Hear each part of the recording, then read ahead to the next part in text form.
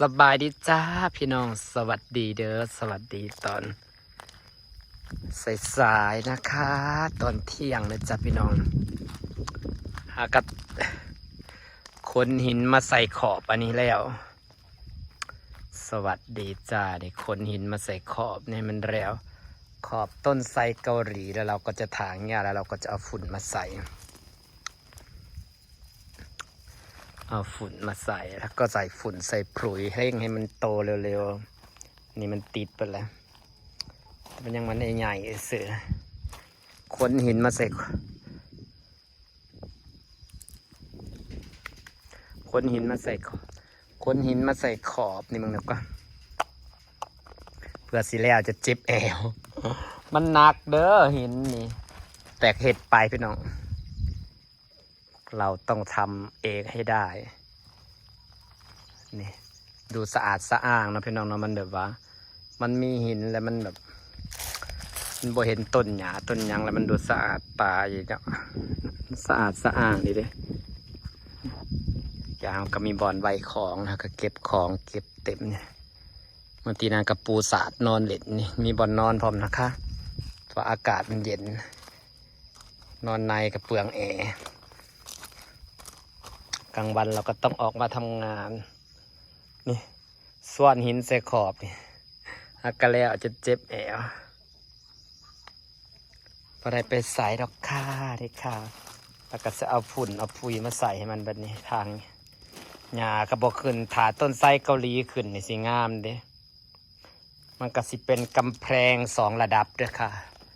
กำแพงตัวนี้ก็สิเป็นระดับหนึ่งเพราะว่ามันเอาตัวก่อแล้วเด้บัดนี้ขยับมาข้างหน้าขยับมาก็จะเป็นกำแพงอีกสั้นหนึ่งสิบใบมันซ้ำกันเราตัดขึ้นมามันก็สิงามแล้วก็กำแพงต้นไม้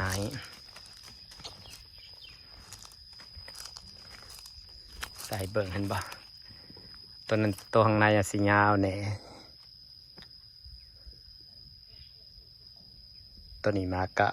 ขยับมาบ่ตรงกันเข้ามานี้เพราะว่าทางเข้ามันจะได้กว้างจอดรถได้2 คันไปดิข้างในคันหนึ่งข้างในคันหนึ่ง1 2 3 4 4 คันไปดิเพราะตรงนี้เราก็จะเป็นฟาร์มต้นพุทรากำลังงามกำลังแตกขึ้นให้เนาะต้นนี้ก็งามนี่กำลังงาม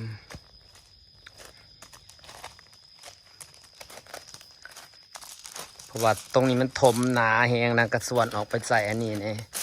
หนาขากันส่วนออกก็ยังหนาอยู่ใส่กอรีกำลังติดให้มันสีเขียวๆออกก่อนจักหน่อยก่อนจะใส่ฝุ่นใส่ปุ๋ยให้มันงามนี่กสีสะอาดหูสะอาดตาเนาะบ่อนอยู่คนเดียวสร้างไก่บริเวณไก่คนเลี้ยงนะพี่น้องไก่พิษภัยมันมาหาหลอกกินยังบ่รุมส่วนใหญ่ก็เด็กก็ออกมานั่งกินข้าวอยู่พี่แล้วมันมีบ่อนนั่งเลยบริข้าวเข็ดอยู่ในอันนี้เรือนครัวแล้วนะคะไม่ได้ข้าวกินอยู่ในแล้วกสิโลงอันนี้บ้านไหน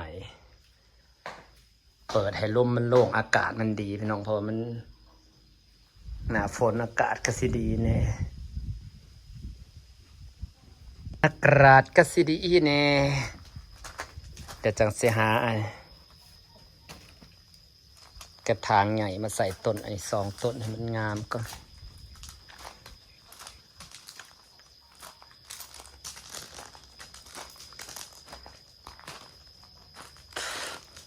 ต้นไม้นี่มันได้ดูห่ม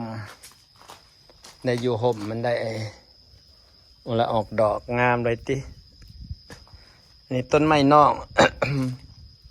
น่องทางบ้านอำมาลาแล้วเพิ่นให้สั่งให้เลยสั่งให้เพิ่นใส่เกาหลีเพิ่นเห็น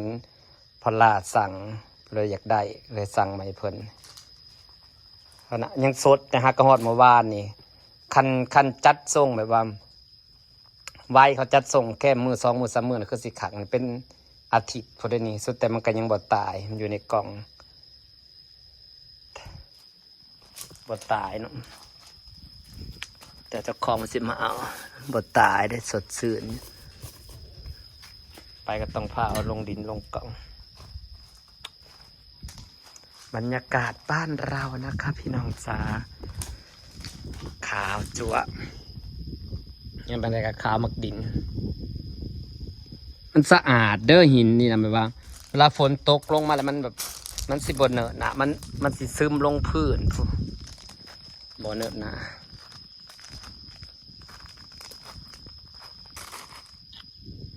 หูบติดแล้ว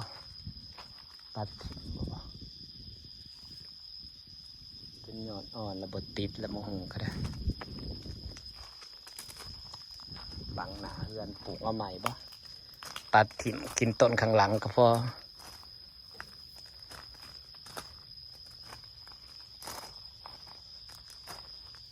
จ้ะบรรยากาศ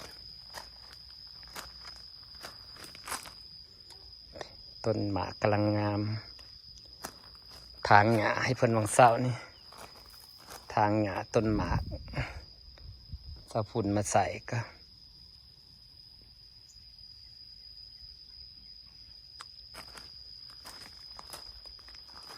แดดอ่อนจังจะเอาต้นไม้ง่ายเขากระถางนี่แหละค่ะพี่น้องค่ะไม่ฝากบรรยากาศไว้สำนีเด้อจ้าพี่น้องต้นไม้นี่ก็กำลังเริ่มงาม